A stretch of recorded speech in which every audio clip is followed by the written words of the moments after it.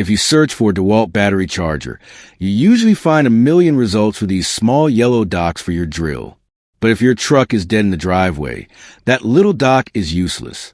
You're looking for this, the DeWalt DXAEC80. It's a 30-amp professional bench charger that claims to wake up the dead. But is this professional tool overkill for a DIY mechanic? Let's break down the real specs.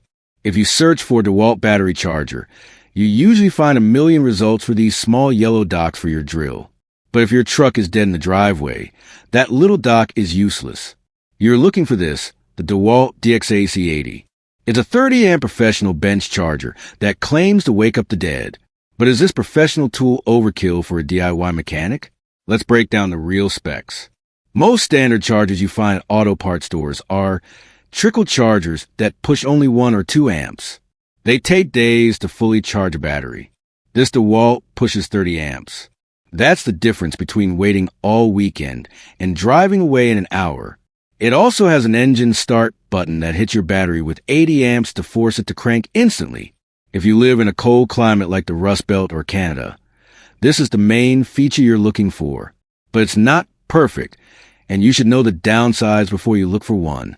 First, it is loud. To handle 30 amps without overheating, it uses a massive cooling fan that sounds like a jet engine running in your garage.